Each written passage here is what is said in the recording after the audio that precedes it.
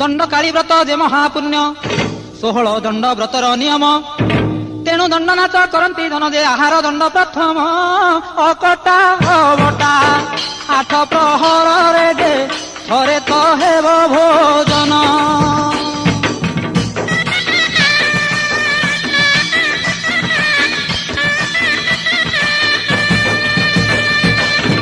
କୌଣସି ଶବଦ ଶୁଭିବ ନାହିଁ ନିଶବଦ ରାତି ଥିବ ଯେ ହୋଇ କେବଳ ଢୋଲ ଘଣ୍ଟ ବାଜୁଥିବ ଧାନ ବୁଡ଼ି ଯେ ଅନ୍ୟାନ୍ୟ ବାଜିବ ଯେ ନୀରବେ ହେବ ଭୋଜନ ଅତି ନିଷ୍ଠାପର ଦଣ୍ଡବ୍ରତ ସାର ଯେ ସକଳ କାମନା ପୂର୍ଣ୍ଣ।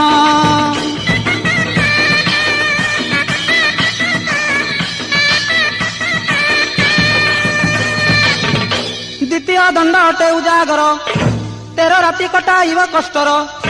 ତୃତୀୟ ଦଣ୍ଡ ଗୃହ ତ୍ୟାଗୀ ହେବ